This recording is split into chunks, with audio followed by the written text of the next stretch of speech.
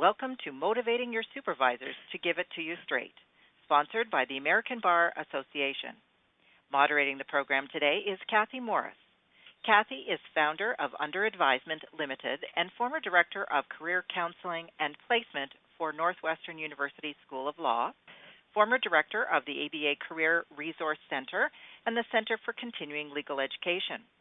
She has decades of experience with guiding law students, lawyers, and law firms, focusing on attorney training and professional development. Kathy, you may proceed with the program. Thank you, Bonnie. Hello, everyone. Happy and hopefully warm New Year to you all.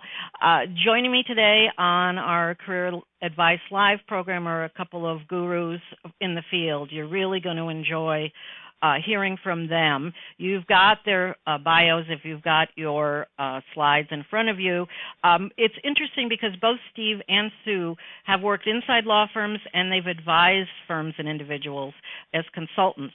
And they also offer a lot of programs. One of the things that they've always focused on is what we're talking about today, which is getting and using feedback. Sue ran her own company first, and then she joined Bingham as director of the Firmwide professional development. Steve, the opposite, he held the same type of role in firms including Sherman & Sterling, Wilmer Hale, and now he is the principal and firm leader. So they have a slew of advice for you. I know it's going to be interesting and hopefully fun. You see my bio. I've been the moderator for the entire series and will continue to be. Hopefully this isn't your first Career Advice Live program, nor hopefully will it be your last. Quickly today, we're going to use the program format that we like for these webinars. We're going to have a really fun and quick faculty discussion, but you can always send your questions in. We'll see them, we'll choose them, and so forth. We may not get to all of them, but we're going to get to as many as we possibly can. We're going to change the pace when we do quick tips. We're going to have audience questions peppered, not just waiting till the end. As I mentioned, we're going to do an agree-disagree moment where the two speakers take a look at the statement that you'll see and they'll agree or disagree with it and tell you why. They have takeaways that are practical, and then there's some ABA information on the resources. I want to remind you to stay on, and you'll see an evaluation pop up after the program, and we really would love your feedback. So let's get now to the sort of the context of the program. When we talk about feedback, you know, we're not talking today about the formal performance review that you may or may not have in your organization, but we think, you know, the advice holds for that interaction as well. But we're really talking about feedback as you work on assignments, when you're taking that assignment, if you have interaction while you're working, after the assignment, after the engagement, and so forth. And in our view, feedback can be in person, as you see. It can even be, you know, when you're walking down the hall with someone, and that's why I say on the fly. But we hope that it's going to be positive feedback and constructive feedback. We want to talk to you about how you can help foster that. That's why we focus on motivating your supervisor to give it to you straight, but in a way that you can use the information and use it in the short term and on an ongoing, you know, professional development basis for yourself. So let's take a focus on the top issues. I'm going to leave this slide up for a bit so you can see, you know, the kind of things that we're going to be talking about throughout. And so let me, I guess, kick off by, I don't know, I'll ask you, Steve or Sue, who wants to kick us off, on a plus side, positive side, a couple of the quick thoughts you have on what people should do in seeking feedback effectively at their jobs. Well, thanks, Kathy, and really happy to be here with you today and with Steve. One of the best practices, and of course this is coming from a seasoned career counselor, is that if you want to get more feedback, you need to know your own development goals.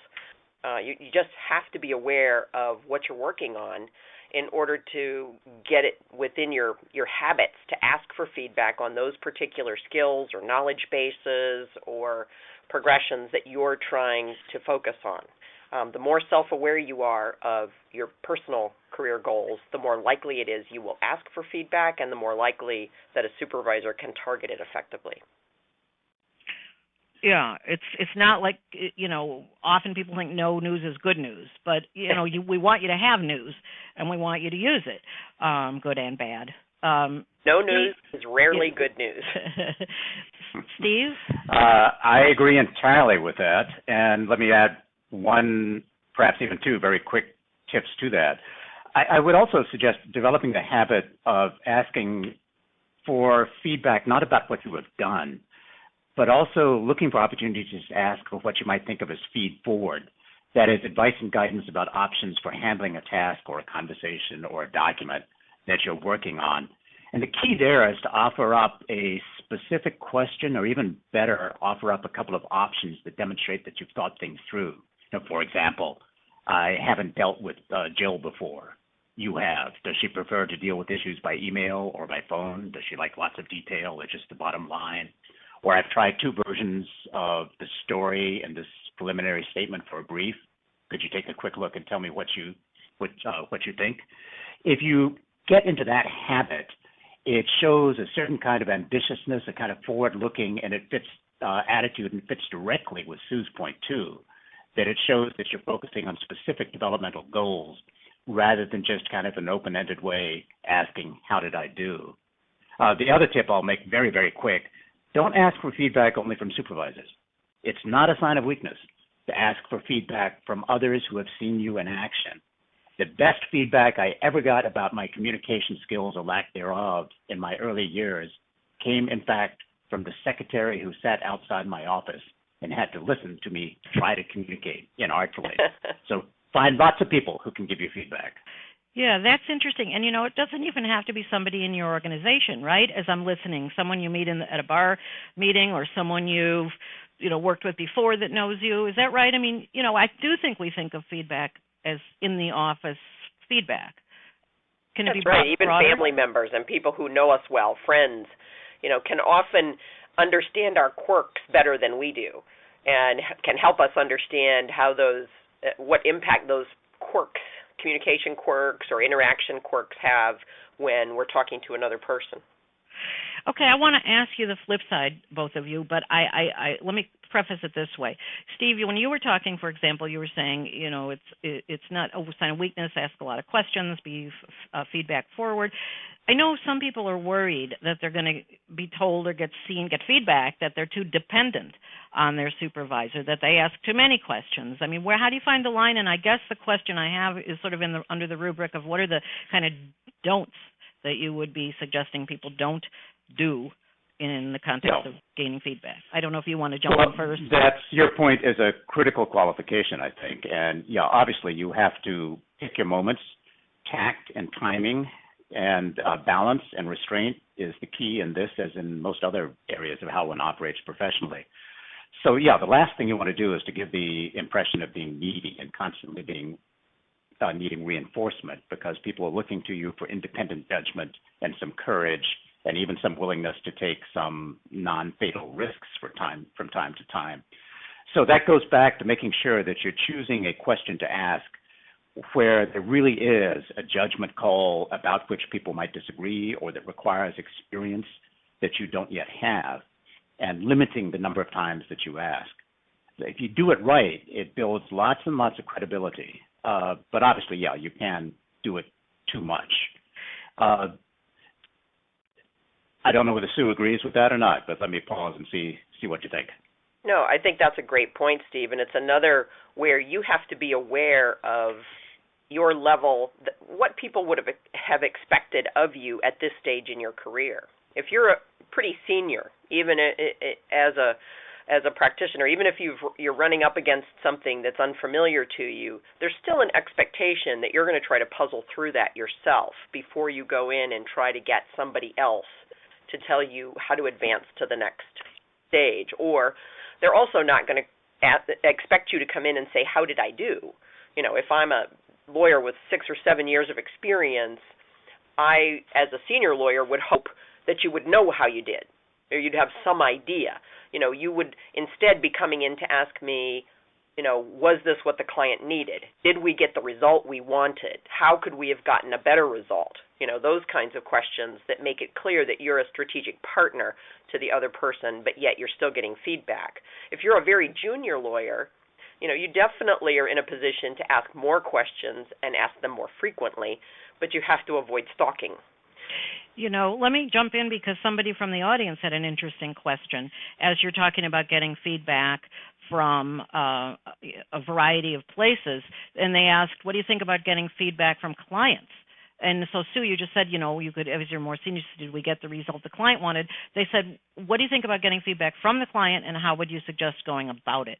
And I guess if you're a solo, that's a different answer in terms of, or in a small firm, where you really have access to the client, or a larger organization where you might not. What do you do, and is it a good idea? I mean, I think it's a great idea. You just have to know what the protocol is in your organization.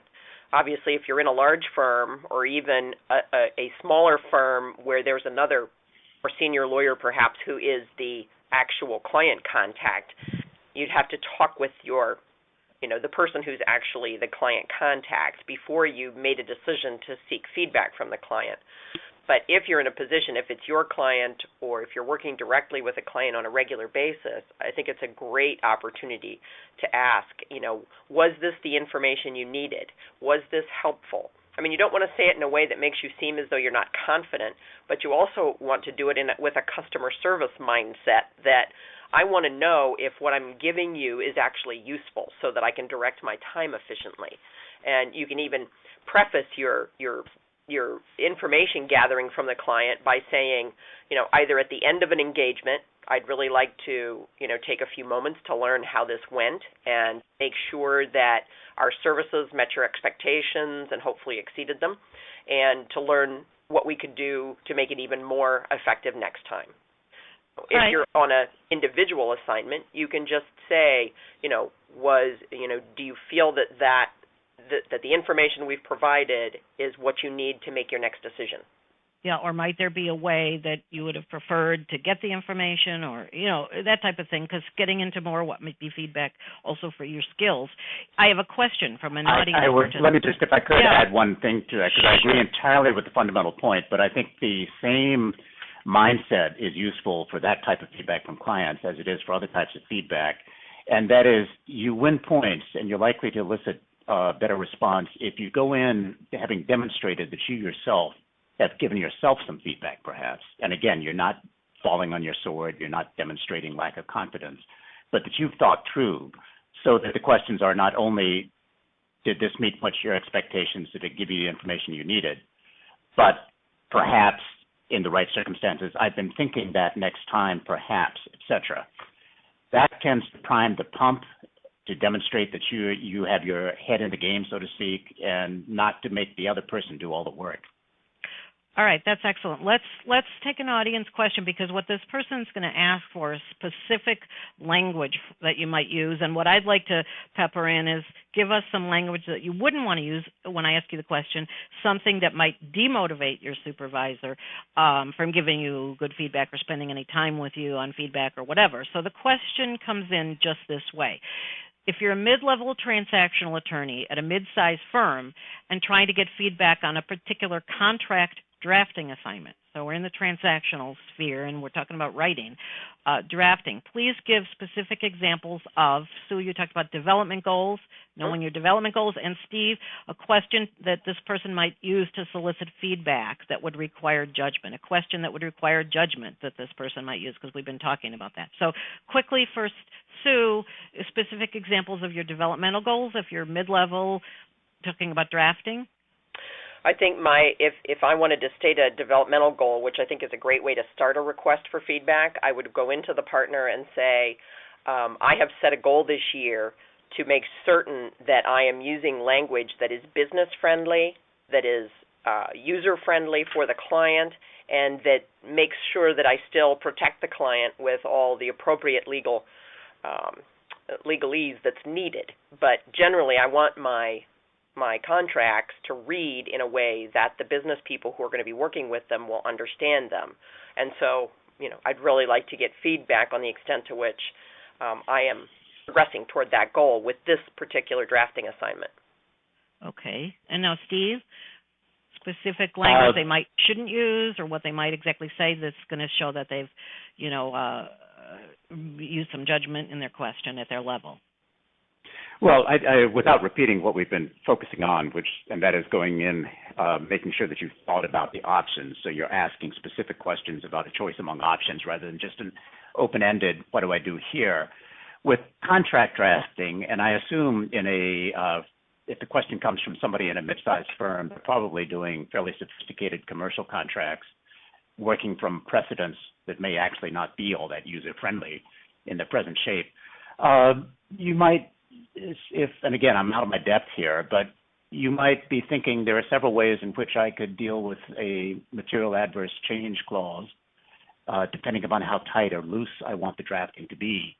And in this particular situation, my thought is I will draft it this way, but I realize there are other options of tightness and looseness. What do you think is appropriate here? Or I'm trying to draft around the exit strategy in a joint venture or in some other kind of agreement. Here are what I think the key points our clients want in place and how I'm going to draft around those for the exit strategy. But I realize there's another option here. What do you think? That, okay, I think would be one way of going at it. Okay. The next question from the audience is actually a suggestion, which I want to incorporate as I ask you guys another question that's, really flowing from what you've been talking about. We're assuming that people have, you ask for the feedback or the feed forward or whatever, feed forward, and the person's busy and they can't give you the feedback, or they give you something that's cryptic or harsh, or you think it's unwarranted or it's wrong. You've asked for it, but now you're not happy with what you're getting. And here's the comment from the audience to incorporate too. It says, sometimes no matter when you've asked for the feedback, you put the supervisor on the spot. It's also important to offer that you're open to feedback after they've given some thought to your request. So keeping that in mind, and I think that's a good tip, what if you're getting the feedback, but it's really upsetting in a number of ways? How do you comport? How do you not? Give some tips, on this thought. Well, let me jump in, and I agree entirely with the suggestion from the audience. I would just add one more step to that my experience has been, if there's simply an open-ended, if you think of anything else, any other feedback that would be useful, I'd love to hear it. The chances of you actually getting something else are close to zero. In the right circumstances, one way of dealing with that kind of circumstance is actually to set up a meeting without being over elaborate about it. So the person you're going to ask for feedback has some time to think about it ahead of time and knows that at a certain point you'll show up for 10 minutes to talk about it. But in terms of your question, Kathy, getting feedback that seems overly harsh, yep, hard to take, yep, perhaps even unwarranted. A couple of thoughts there. If in fact the feedback is based upon a factual mistake, you are not actually the person who was falling down drunk at the holiday party, or you didn't actually miss the filing deadline, despite what the person has heard, you obviously need to step up and correct that, and do it not defensively, do it with a smile on your face, do it not aggressively, but correct the factual mistake. However, that's seldom the circumstance. Usually the circumstance is that you're hearing something that seems a little over the top, that doesn't seem entirely fair. And the trick there is, I think, to swallow your sense of injustice, swallow your anger perhaps, and focus instead on what you need to get out of the conversation, which is, among other things, building your reputation by the way you have that conversation, by the way you respond to the perhaps not entirely fair feedback. If you try to get into an argument, debate the issue, you're going to lose. By definition, you're going to lose. And you will not be strengthening the relationship. So that means listening, taking what you hear seriously, asking some questions to drill down, and trying to do that without being defensive about it. And then most importantly, perhaps, suggesting how you propose to respond and the like. It's perfectly okay in those circumstances to say that you'd like to think about this, figure out what to do about it, and you'd love to come back for a second conversation. And that's especially the case if you are, in fact, so upset and so angry by the unfairness of it all that it's hard to respond rationally in the moment. I like that advice. The thing I would add, is that, just I like the word quick. I'd love to come back for another quick conversation, so they don't think that you're going to come back for a long diatribe about, and present your side of the case and whatnot. This is not a, give and take in that context. You're trying to learn. So I like the advice. I'd help you help your supervisor audience in that way. Sue, quick thoughts on that, and then we're going to go on to our quick tips that we want to also impart. Yeah, I want to put one other spin on this. Let's say that you had a bad experience in a project and you don't believe it was your fault, but you still want to get feedback on it and you know it's not going to be good. I think in that case you can approach the discussion and set it up by saying, I would like to discuss, this most recent contract that we drafted together and get your thoughts, and I have some thoughts to share on how I think we could do better next time, and I look forward to talking with you. And then when you sit down, the conversation isn't about feedback. The conversation is about how did this project go? It's sort of you're taking it away out of the personal, and to some extent out of the performance, and into a question of how could we work together better? Because usually when you're getting bad feedback from someone, or you can tell the experience isn't going well, that person is not having a good experience. That senior lawyer, that client, is not enjoying the experience. And so regardless of how superb your legal work may have been, something wasn't going well, and you need to find out what it was. Well, here's a question from someone. This gets specific, and I like the question. Let's get a quick answer if we can. What should a person do if you're told to bill all of your time, but then you get feedback for taking too much time on a project? This is where you have to learn to ask the question. This is where you need Steve's feed forward, because when someone says bill all your time is a great opportunity for you to set parameters on the project by asking one more question and saying, thanks, that's really helpful. Did you have a budget in mind? This kind of a project typically takes me 30 hours. Does that sound about right to you? Right. Or this type of project typically takes 5 hours. Does that sound right to you? And Steve's tip about checking in as you go, right? But to hear this is after the fact and they've already been criticized, how do you, we're going to get to a sort of an agree-disagree. I want this person to hold his question because we're going to get to this, if there's inconsistency and whatnot, because there's going to be. There's a good question for that reason. If you all don't mind, let's jump to our thoughts. We had some quick tips, and I think Sue, first, however it's phrased, take feedback to be commentary on your work rather than on you. Can you talk just a second about that tip? I think we all have to be self-aware about the fact that we're human beings and we have emotions. We tend to think, that we are doing our very best, we're working our hardest, we're smart individuals, and we're achievement-oriented, and we want to do well. And most people who have finished their law degrees and are practicing lawyers are highly accomplished people who have achieved a lot. There were a lot of A's on those report cards. So we have to remember that, now we're going back to zero. If you're a junior lawyer and just learning to practice, you're not out there as this highly experienced JD. You're there as a brand new person, and the feedback is going to be on the work. Even though it feels personal, it's about the work. It's trying to think of feedback in terms of not whether or not I'm good or bad, but is the work where it needs to be? Are my skills where they need to be? Is my knowledge base growing at the pace that it should be? Not am I a good lawyer or a bad lawyer? Steve, you've seen a lot of feedback delivered where it's really actually seems like it's a personal, I don't mean directly to you, but to others where it seems personal. To me too. And negative. How do you frame that in your head to help yourself, especially in the moment, make sure that you keep your eye on the developmental goal? Well, it's tough psychologically and emotionally, as Sue said, but I don't know that I've got a magic solution to that. When we do the reverse of this program for people who are in supervisory positions, and I think there's actually a handout for people in that position, we make the same point to them, that they should be focusing on facts, focusing on the objectives, the performance. But people are not good at doing that in law firms.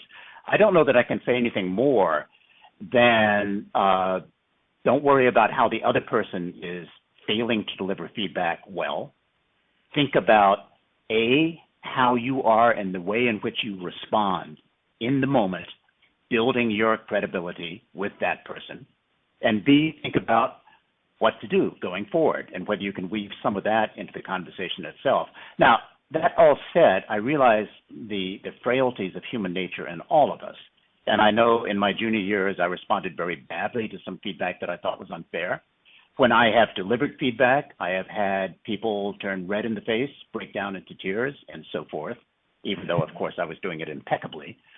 And if the feedback is just putting you in a terrible frame of mind in the moment, it's perfectly okay to say, going back to our previous point, I hear all this. I take it very much to heart, as you can tell from how I'm responding in the moment. I'd like to go away and think about it and digest it and come back, Kathy Stern, come back and just have another quick conversation about what I propose to do to improve going forward. And one of the audience members has suggested, that you keep the focus with them on concrete ways to improve, and you be tactful and you be productive, but keep the conversation, showing that you want to improve. How could I do better? So does that get to your tip, Steve, this one, do some of the work of feedback yourself? What does that mean? Well, I think we've covered three things that it means. Sue made the point that you should have in your head, although you won't always bring it to bear on every feedback conversation, some sense of what your goals are and where particularly you want to focus your development. Secondly, as I've mentioned, you should have given some thought to what you think you could do better. Again, you got to be careful here not to be too self-deprecatory, not to give off vibes of lacking confidence, but that you yourself have given some thought to what you want to do going forward, and that need not be error correction solely. It may not be, I think I could have done this better in the following way. Do you agree? It could be, going forward, I think I could play a larger role in this kind of matter if I did, etc. And then the third concrete piece of this goes back to the point that was made of conceiving feedback as a debriefing, which is an excellent point, because that means you can go into the conversation sometimes with suggestions, questions that go to how the process flows, so to speak, how the team works together, rather than just your own individual performance. And is that what you mean by this next tip? When it's appropriate, cast the conversation in the future tense. What does that mean? It means, I think, and again, this is going to get repetitious, I think, if I go into too much depth here, but it means, as we've been saying all along, you really want people thinking as to you, not that you're tremendously worried all the time about getting a grade about what you've done. You're interested in unpacking the specific concrete things you could do better going forward. And that means that as much as possible, you want to make sure that you move the conversation in that direction. Now, given what I'm hearing you say, et cetera, I think next time I could do this. Well, here, let me ask you this, because one of our listeners asks about, what if you have an extremely autocratic supervisor and there are obviously morale problems that this can cause? And another audience person asks for a little role play. So what if someone says to you as a supervisor, listen, this is really disappointing to me. I really thought at this point in your career you'd be a better writer. I'm looking to work only with the stellar writers in the organization. What do you say? Let's have that conversation. You're obviously going to be, the morale is going to be, kind of tough from that question. You're worried that means they won't ever want to work with you again. So maybe there's not a going forward. You can say, if you say, well, next time, they might say, didn't you hear I just said I'm going to work with the stellar writers? What might you say in a tough situation? Well, I think you can lead by saying, it is my goal to become one of the stellar writers in this firm, and I am working very hard to try to refine my writing skills, and your feedback is very helpful to me, and I want to know more about what separates my work from that of the stellar performers. Right. Who might you suggest I work with? Show me why you think my work is subpar to someone who's better. What stands out for you amongst what is it in this particular, motion that isn't meeting your needs? Good. And also, asking about, are there coaches to work with. If I wanted to ask somebody in the office to, help me a little bit on the writing, who would that be? Are there programs outside the office? I mean, I'm willing to put some skin in the game, that kind of thing, just to, take it to the positive and stay focused, as Steve's saying, on the future. And also, as we're talking about with Sue, don't take it too negatively, even if it's terribly negative and personal. But again, Sue, this gets to your last tip. If you get negative feedback, resist defending or blaming. Well, because it really only matters what that person who's giving you feedback thinks at that moment. The reality of whether you believe you were right or whether you believe what you wrote was the most elegant piece ever is irrelevant. What matters is the person who gave you the assignment thinks A, and we need to find out what A means. What did they experience? Why did it not meet their needs? And what would have made it meet their needs? It's taking yourself out of the sense that this is actually an academic exercise where the best paper wins. It's not. It's an exercise where it's whether or not you meet whatever arcane and sometimes ambiguous set of expectations that a senior lawyer has of someone who's working for them on an assignment they've delegated. But the goal of the real chameleon who can figure it out for each one of those different supervisors who each have different demands, needs, expectations, that's the person who becomes the highly successful person. It's getting in there, figuring out what made this experience not what you wanted it to be, and not focusing on what was wrong with the work or why did you not think it was good, because it's an exercise in futility. Here's a question, you guys, and then I want to take us over to these agree-disagree, because that might help illuminate, too. She says, do you suggest a junior lawyer spend extra time outside the office to work on a project to catch up with the supervisor's expectations? That might get back to the issue of billing time, but anybody have thoughts on that question? I think that can be very effective. I don't recommend that associates spend a lot of time out of the office, working on things non-billable. But let's say you really did go down a rabbit hole in your research, or you really did phone it in on an assignment because you were doing 6 other things and you didn't think it was that important and you thought you could get away with using a template or something that was essentially, just an okay version. Maybe that's a time when you want to show that you're willing to invest your own time in this and not have every minute be billable. That sends a message to a supervisor that you truly are trying to get better and you recognize that maybe the work product you turned in wasn't your very, very best. Okay, and we're not saying spend time on the case or matter, catching up, doing it over without billing it. We're not saying that, because that's really not.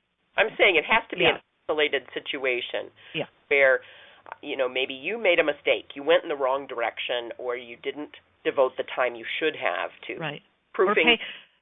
Or pay for a program and go to a to bar association meeting on the right, Steve? There are resources. What I will add to this, although this is very, very tricky terrain, and especially conversations about not recording your time, which varies tremendously from organization to organization to organization.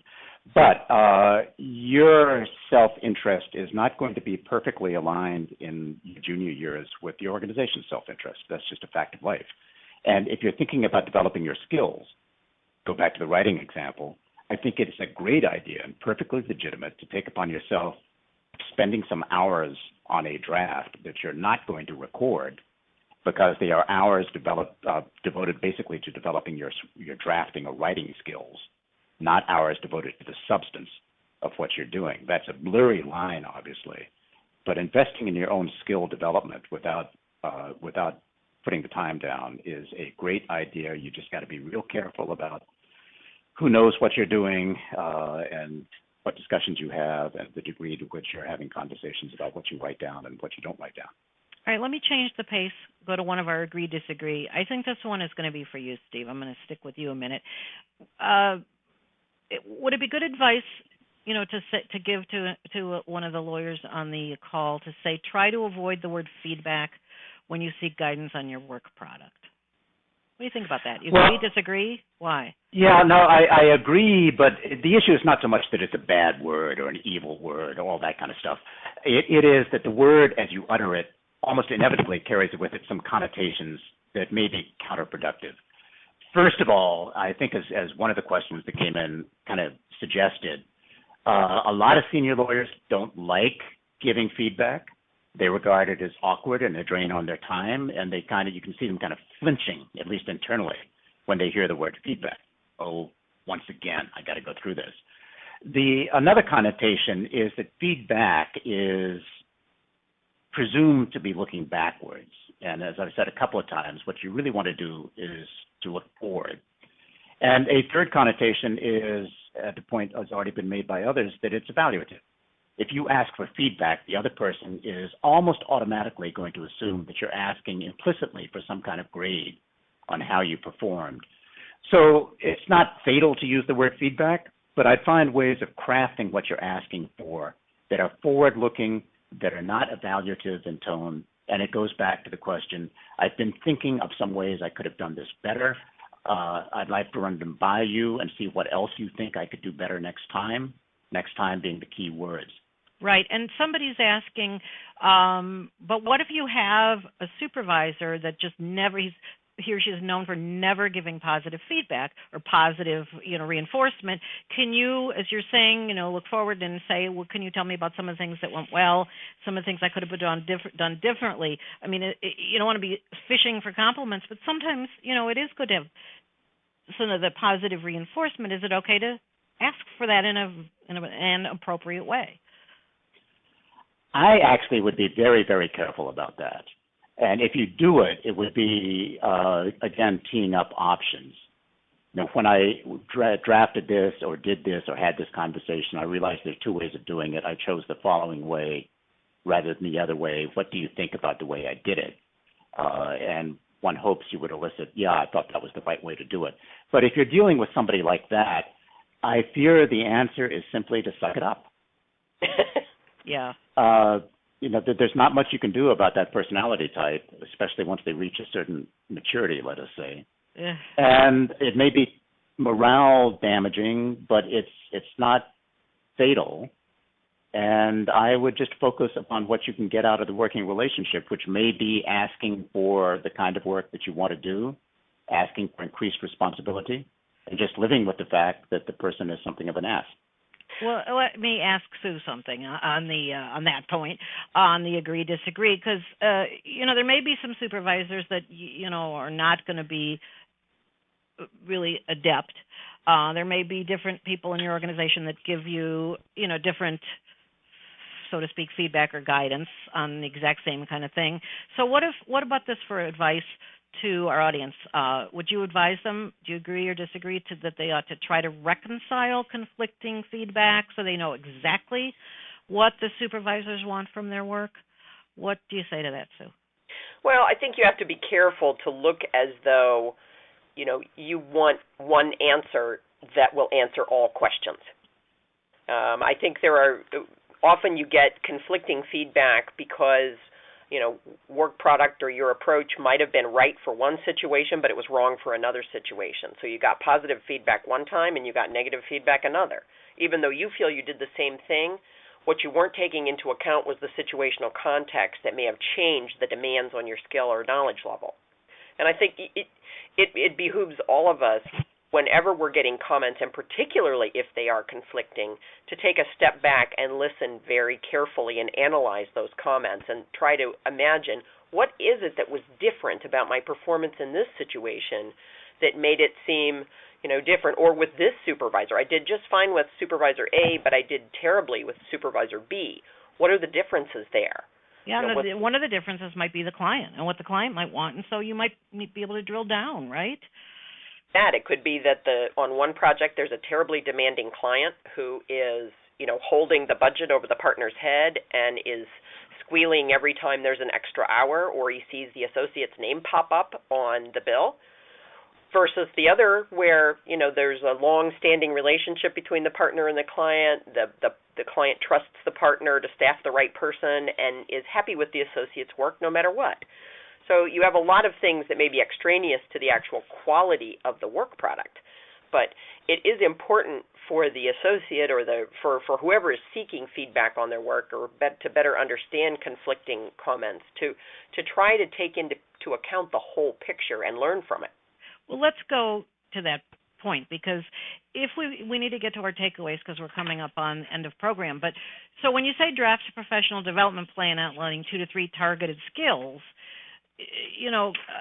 is this the kind of thing you've kind of been talking about? If you get conflicting feedback from supervisors and you want to focus on understanding that, could that be the kind of thing that would go in a development plan? And how would you word that? But really, really quickly. How I would word it is to say, I want to make a point in the next 3 months of understanding the context of the assignment that I am taking on in terms of the client demands, the partner's relationship with the client, and any other extraneous information that may have impact on the extent to which everyone will be satisfied with my work. And the skill might be teamwork, right? I mean, if you want to try to define that as a skill or communication or it would be business savvy would be the skill. Which one? Business savvy. Business savvy. All right, Steve, that was helpful. What about this tip? I think is yours. Look for brief openings to ask for incremental specific feedback. Does that kind of go to this development plan kind of deal, or what does that mean, incremental? It could easily go to the developmental plan, but it also means just looking for moments on the fly when you can ask a specific question that won't take much time, that's not a burden upon the person who's responding to the question. For example, you've just been in a meeting with a more senior attorney. It's a type of meeting you've not participated in before, or with other people you don't know. Whatever the circumstance, it's new. You're walking down the corridor after the meeting or in the cab coming back. Perfectly okay to say you're debriefing about what went on, to say, I've not been in that group before. Was I talking too much? Was I talking too little? Was I interjecting myself smoothly enough? Any tips about how I should handle myself? Or you've been going hot and heavy on some particular matter flat out for a couple of days, emails bouncing back and forth, lots of conversations. You find yourself having a cup of coffee with the senior person. Perfectly okay to say, am I communicating with you efficiently? Am I sending you too many emails? Would you rather I drop by more, drop by less? Those kinds of questions. Again, don't overdo it, because you don't want to seem a puppy dog, needy. But asking the right question at the right time takes 30 seconds to ask or less, and it takes the other person a minute to answer, and it doesn't have to be a meeting in the person's office. And someone you trust, too, because somebody asked this question, and we did want to talk about this issue of managing the perceptions, because one partner might think you're dependent, needy, not confident, or a supervising attorney in another kind of organization, and tell another colleague that, and then you start to feel that there's a reputation. Do you ever have to be concerned, you're getting these sort of negative or sort of feedback, and that it's going to start to affect you generally, and kind of how do you deal with that? I know that's a lot to ask in a quick minute at the end of the program, but I think I want to touch on that also as sort of managing the long run. But this is a good question. It's one I get all the time from associates, and I think there's 2 answers. One is that if there is a partner in a firm, for example, who gives consistently negative feedback, the people in learning and development or professional development know who that person is. They know what to anticipate from that individual, and they consider it accordingly.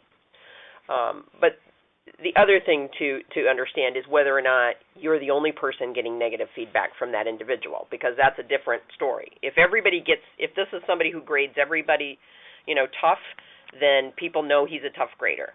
But on the other hand, if this is someone who's only grading one individual tough, then there's a mismatch between the style of the associate and the partner, or there's a mismatch of the demands of the work and the work product that's coming in. So that requires a deeper conversation, and maybe one that needs to be facilitated by someone in the learning and development group or someone in your professional development group. Right, or a mentor outside if you don't have that kind of an organization. Yeah. Steve, is that, whatever you're going to say it also in this context, because we've got this quick tip to take away, planning and posing questions to facilitate getting, this meaningful targeted input. Can you speak to this negative? Well, yeah. Let me actually. I think we've addressed what I would have said in response to that before. Let me just add on, if I could, to Sue's point, with which I agree entirely. My experience has been, and again, tact and timing matters more than anything else, but with that qualification, my experience has been that if you have some sense that scuttlebutt is developing, you need to address it head on, tactfully.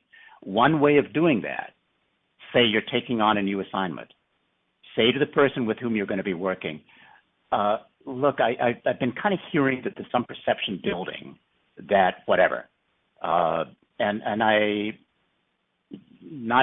love not to have that perception. I'm not sure it's entirely accurate. I really value your giving me feedback during the course of this assignment as to whether you're seeing that kind of thing or not. I am trying my best to prove that the perception either was wrong or that I've cured what the issue was. Yeah. And it's also possible to go back to somebody who you think is the source of that and say, ask for help. Not if the person is an ass, obviously, but ask for help. I understand the perception. I'm trying my best to cure it. I'd love any feedback you have to offer me going forward about whether that's working or not. Show that you're addressing it. Well, and those are the last two takeaways we have. Being able to plan and pose your questions and demonstrate and discuss that you heard and followed through. So that really helps us. I think, that people need to know that we have a video up that also will give some more information. We have an article about a formal performance review if you want some more information. And we have a whole web page on the programs that have been, that are archived, programs that are coming up. And speaking of that, you can always go to the career site. You can always go to the Career Center site, the Career Advice Live page, and you can even now register for the next program every second Friday of the month. I really want to thank Sue, Manch, and Steve Armstrong. You've been marvelous, as I knew you would. Thanks for sharing your expertise. And on behalf of the ABA, please wait for your evaluation to come up. I'm Kathy Morris. We thank you all so much for joining us, and I look forward to another future program with you. Thanks, Kathy. Thank you.